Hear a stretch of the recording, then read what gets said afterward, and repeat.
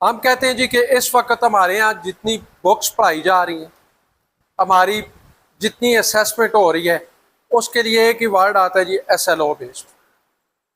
ठीक है जी। तो ये एक बड़ा अच्छा फोरम है हमारे लिए, एक अच्छी है कि हम आपस में डिस्कशन करके इस कंसेप्ट को बड़े अच्छे तरीके से क्लियर करें।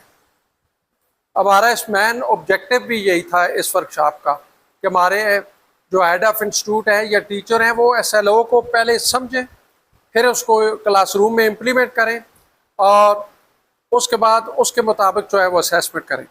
इसके लिए थोड़ा सा हमें पीछे जाना पड़ेगा जी।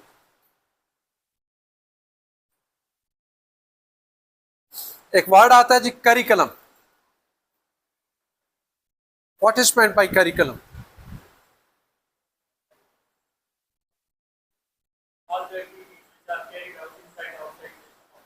हाँ, इन्होंने एक, हाँ, there are no one single definition of curriculum.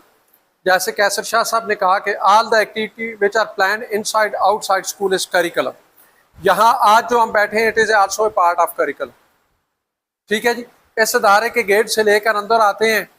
अब हम बहुत से देखते रहते हैं फ़कीरुद्दीन साहब को ऑन सोशल मीडिया, ये अपनी बहुत सी एक्टिविटी हमें शो कर रहे हैं। These are all the connected component of curriculum. ठीक है जी। पाकिस्तान में जो करिकुलम की हिस्ट्री है कि 1947 के बाद ये जब एजुकेशन पे प्लान आए, बहुत से पहले एजुकेशन प्लान आते थे, फिर आगे चलते चलते पॉलिसीज़ आई, फिर जो है वो करिकुलम जो है उसकी डेवलपमेंट शुरू हुई। एज ए हेड आप सब बैठे हुए जी, इस वक्त कोई मुझे बता सकता है कि आपके स्कूलों में जो किताबें पढ़ाई जा रही हैं वो किस किस करिकुलम के तहत डेवलप की गई? क्या आपकी ये इंफॉर्मेशन, कल कोई भी बंदा आ सकता है, सर रियाज साहब आपके पास जो 9th की क्लास को आप पढ़ा रहे हैं, ये बुक्स जो हैं KP ने डेवलप की हैं, कभी हमने सोचा है कि ये किस करिकुलम पर डेवलप हुई हैं? 2006। एक बात आ गई जी, 2006 और जी कौन बोला है? गुड। Single national curriculum.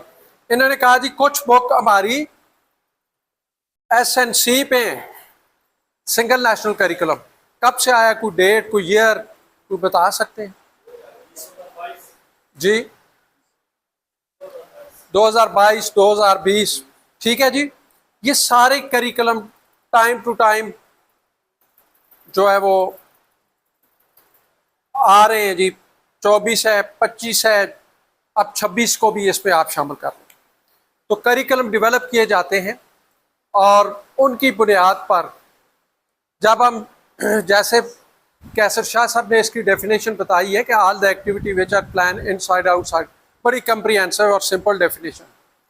बहुत से लोगों से पूछो यार व्हाट इज करिकुलम, वो कहते हैं text book is called curriculum, outline of course is called curriculum, syllabus is called curriculum. These are the old concept of curriculum. Textbook is a small component of a curriculum. जो curriculum के अंदर जब कोई कहे कि आपसे as a teacher, as a head, जब कोई पूछता है यार कभी करिकुलम को आपने क्लासरूम के अंदर इम्प्लीमेंट किया है, ये मेरे हाथ में एक किताब आ गई है। ठीक है जी। आपसे कोई पूछता है जी कभी करिकुलम को क्लासरूम के अंदर इम्प्लीमेंट किया है, तो आप कह सकते हैं जी with the help of this textbook. तो करिकुलम का ये एक कंपोनेंट है जो इसको इम्प्लीमेंटर क्लास के अंदर करने वाला टीचर है और टीचर की हेल्प करती है ये बुक। अब इस वक्त आपकी 9 to 12 जो बुक्स KP में पढ़ाई जा रही हैं ये 2006 के करिकुलम पे है। अब 6 to 8 2020 22 23 इस पे हम जो है चले गए, 6 to 8 उस पे हम चले गए। अभी 9 to 12 जिसमें फेडरल, पंजाब, ये 2026 के करिकुलम पे चले गए। अभी जो नेक्स्ट सेशन बड़े, इसके बहुत ज़्यादा चांसेस है कि 2027 का जो आपका नया सेशन शुरू होगा उसमें 9 to 10 भी या 9 to 12 भी हमारे पास नए करिकुलम पर जो किताबें डेवलप हो चुकी हैं वो सारा काम जो है वो चल रहा है। अब जब ये करिकुलम डेवलप किया जाता है तो हर करिकुलम का एक फ्रेमवर्क है। करिकुलम 2006 से पहले अगर करिकुलम 2001 को देखें, उसके फ्रेमवर्क को देखो और फिर इनके फ्रेमवर्क को देखो, ठीक है जी। उसमें कुछ टर्मिनोलॉजी यूज हुई थी, गोल्स, एम्स एंड ऑब्जेक्टिव्स।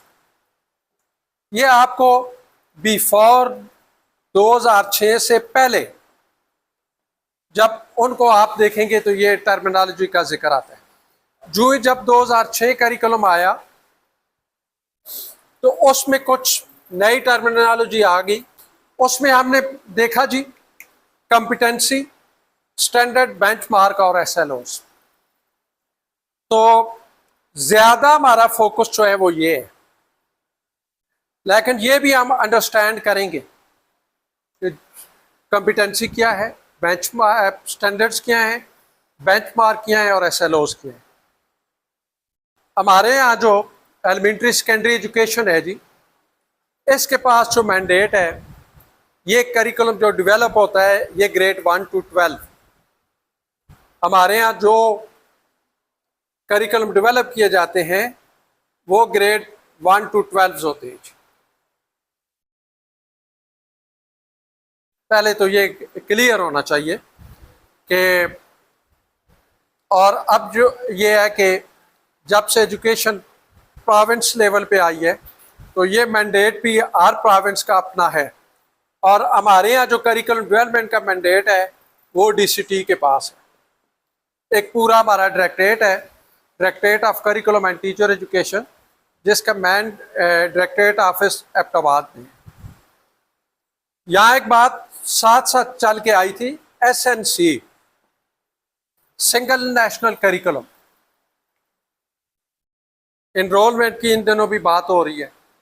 बहुत से लोग हमारे पास अपने बच्चों को दाखिल करने के लिए आते हैं, ठीक है जी। तो बाज़ दफ़ा मैं ऐड बैठा हूँ, कमर साहब मेरे पास अपना बच्चा लेकर आते हैं, ये कहते हैं सर छठी में आपकी जनरल साइंस की बुक मैंने देखी, मुझे इतनी अच्छी नहीं लगी। मैंने बच्चे को चाहता हूँ कि एक ऐसे दायरे में लेके जाऊँ जहाँ एक, मैं यहाँ नाम नहीं लेता, किसी भी एक पब्लिशर की बहुत अच्छी बुक है, सारा उनकी बुक्स देखें, आपको पता चल जाएगा। तो एज ए एड अगर मेरी अवेयरनेस नहीं होगी, मैं अंडरस्टैंड नहीं करूँगा, तो मैं कहूँगा यार ये तो बिल्कुल ठीक कह रहे हैं। लेकिन ये आप क्लियर करें जी, जब से सिंगल नेशनल करिकुलम आया है, इस वक्त केपी के अंदर चाहे जो बच्चा किसी प्राइवेट अदारे में पढ़ रहा है, किसी गवर्नमेंट अदारे में पढ़ रहा है, ठीक है जी, उसका जो बुक है वो सेम करिकुलम पे डेवलप की गई, उसमें कोई फ़र्क नहीं है। हाँ, बाज़ दफ़ा अगर मैं अभी कहूँ कि डिफाइन सेल, ये सारे बंदे मुझे इस पर एक पैराग्राफ लिख कर दे, तो हर बंदा उसको अपने तरीके से जो है वो लिखेगा, जिस तरह बच्चे लिखते हैं। तो बुक्स भी जब डेवलप की जाती हैं तो बाज़ डेवलपर उसको अच्छे तरीके से लिख देते हैं और बाज़ में एरिया ऑफ इम्प्रूवमेंट रहता है। लेकिन एज ए हेड ये आपको क्लियर होना चाहिए, छठी की अगर जनरल साइंस को उठाएं, पूरे केपी में, पूरे पाकिस्तान में, तमाम गवर्नमेंट में, अगर उसका पहला चैप्टर है सेल, तो सब में सेल है। पूरे पाकिस्तान में उसका पहला एसएलओ है डिफाइंड सेल, तो सब में है, चाहे उसमें ऑक्सफोर्ड बना रहा है, गाबा बना रहा है, कोई भी बना रहा है जी, सेम कंसेप्ट। ये क्लियर होना चाहिए। अब मुझे अगर पता होता तो मैं कमर साहब को कहता, कमर साहब ठीक है, बुक्स, उनके कंटेंट, उनके अंदर जो चीज़ें एसएलओ वो सब सेम है, बेशक आप वो किसी की जो है वो पढ़ाना शुरू कर दें, तो वो वाली चीज़ें ये पहले थी। अब जब से सिंगल नेशनल करिकुलम आया है, एक बड़ा जबरदस्त स्टेप है, it's not a political statement, कि कोई पब्लिशर,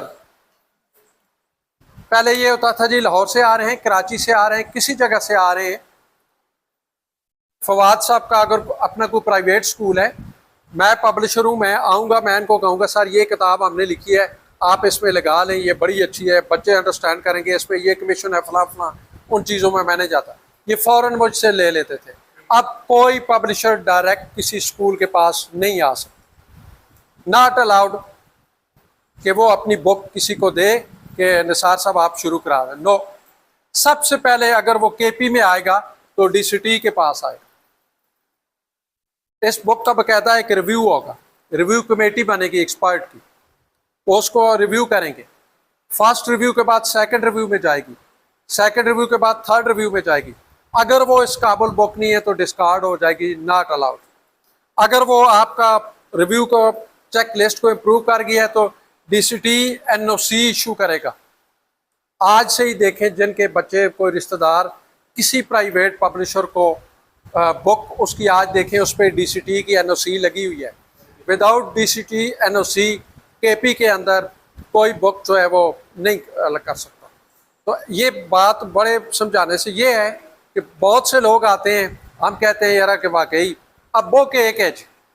अगर ये बायोलॉजी की बुक सपोज कोई प्राइवेट भी लिखता है, उसके पहले चैप्टर का भी यही नाम है। अगर इसमें 9 चैप्टर हैं तो उसमें भी 9 ही चैप्टर है। उसका पहला SLO जो है वही है, जिसका आखिरी SLO है वो है। अब लिखने वाले ने कितना अच्छा लिखा है वो तो जो बुक डेवलपर होते हैं उसका काम। तो आप कह सकते हैं कि आपकी बुक एरिया ऑफ इम्प्रूवमेंट हर जगह होता है, लेकिन क्वालिटी वाइज या इन चीज़ों से वो किसी से जो है वो पीछे नहीं। क्लियर है जी ये? अब आते हैं जी हम उन 3-4 टर्मिनोलॉजी की तरफ। सबसे पहले है जी कॉम्पिटेंसी। जब भी करिकुलम डेवलपमेंट का प्रोसेस शुरू होता है, हर सब्जेक्ट का एक, इसको आप कॉम्पिटेंसी को समझ लें की लर्निंग एरिया। इसको बाज बुक्स, बाज करिकुलम ने डोमेन का नाम दिया है, बाज ने स्ट्रैंड का नाम दिया है, बाज ने कॉम्पिटेंसी का नाम दिया है, और बाज ने इसको जो है की लर्निंग एरिया का जो है नाम दिया। अब सपोज जैसे इंग्लिश है जी, अगर हम इंग्लिश का करिकुलम बनाने जा रहे हैं, यहाँ इंग्लिश के भी लोग बैठे हुए हैं, सब टीचर हैं। एज ए टीचर या हेड आप क्या समझते हैं कि इंग्लिश एज ए लैंग्वेज को पढ़ाने के लिए कौन कौन सी कॉम्पिटेंसी बहुत ज़रूरी है? राइटिंग जी, एक डॉक्टर साहब ने कहा सपोज राइटिंग जी, नंबर्स, ग्रामर, लिसनिंग, स्पीकिंग। चले आगे, जस्ट मैं आपसे चाहता था, सबसे पहले कॉम्पिटेंसी का तयन किया जाता है करिकुलम डेवलपमेंट प्रोसेस जो होता है। जैसे ये बायोलॉजी है, इसकी अपनी competency as a subject, math की अपनी है, ठीक है जी, और जनरल साइंस की जो है वो अपनी होगी। अमूमन जनरल साइंस जब आप खोलते हैं उसमें आपको बायोलॉजी के कंसेप्ट भी मिलते हैं, फिजिक्स केमिस्ट्री के भी मिलते हैं, अर्थ एंड स्पेस। तो जो बायोलॉजी का होगा उसको हम लाइफ साइंसेस कहते हैं, और जो फिजिक्स केमिस्ट्री की कॉम्पिटेंसी होगी उसको हम फिजिकल साइंस का नाम देते हैं। कमर साहब ठीक है? और अर्थ एंड स्पेस एक कॉम्पिटेंसी है जिसमें ये यूनिवर्स, सन, फलां, स्टार्स, वो सारे होते हैं। जब कॉम्पिटेंसी बन जाती है जी,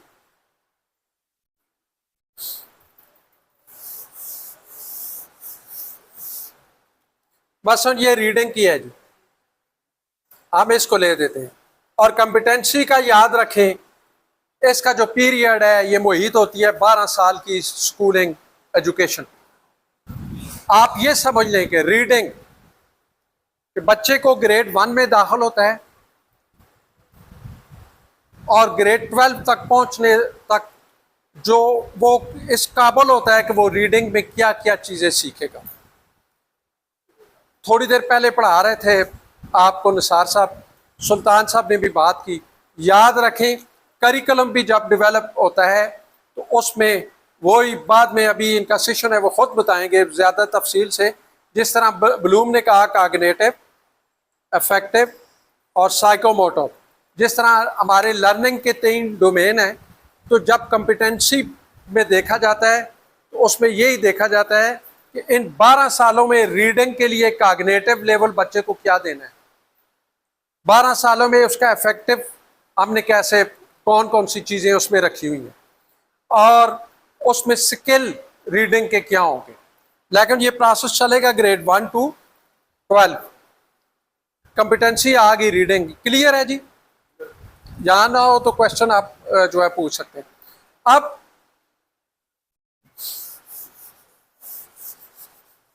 रीडिंग तो हमने कंपिटेंसी कर ली, अब इसकी मजीद थोड़ी सी अंडरस्टैंडिंग समझने के लिए हम स्टैंडर्ड्स बनाते हैं।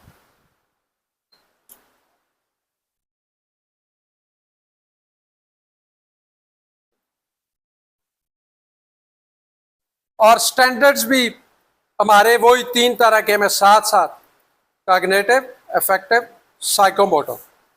कंपिटेंसी रीडिंग थी, आप एक दो जितने भी बन सकते हैं। कुछ स्टैंडर्ड आप बनाएंगे कॉग्निटिव के, कुछ बनाएंगे अफेक्टिव के, और कुछ बनाएंगे साइकोमोटर के।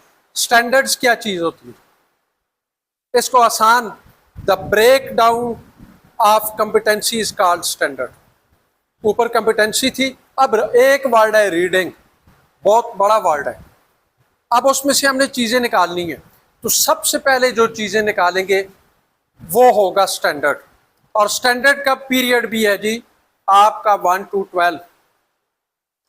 इसमें जब स्टैंडर्ड लिखते हैं लोग, उसमें ऐसी वर्डिंग लिखी जाती है कि फिर उसको भी मज़ीद स्पेसिफाई किया जाता है। इसमें डेप्थ नॉलेज भी होता है, इसमें स्किल्स भी होते हैं, ठीक है जी, इसमें अफेक्टिव डोमेन भी होता है।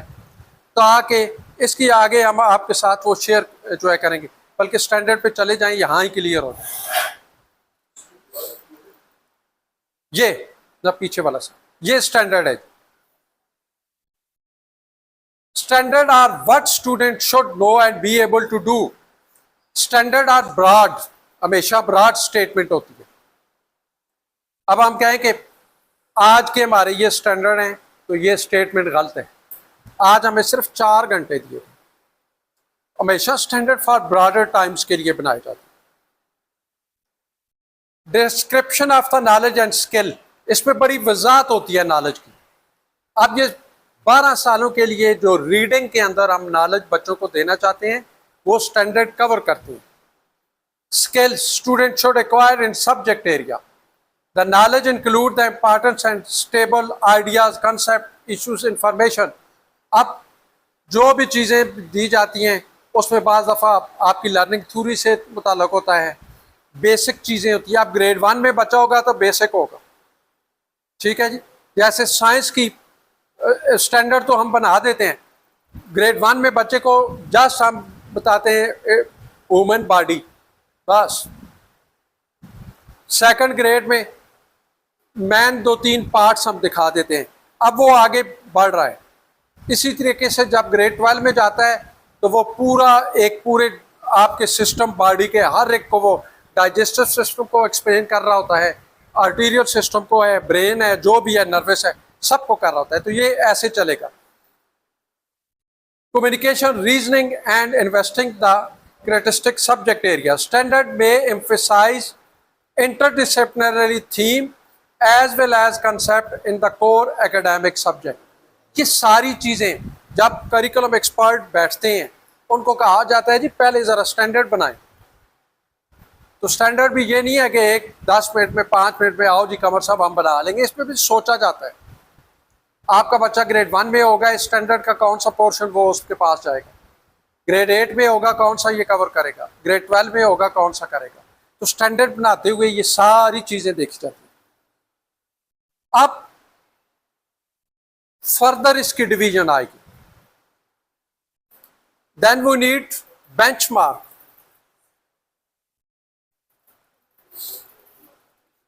अब इसको आसान अल्फाज में, the further division of standard is called benchmark, ठीक है जी। आप पीरियड वही समझे 12 साल। अब यहां पर जो बेंचमार्क उन 12 साल की डिवीजन है,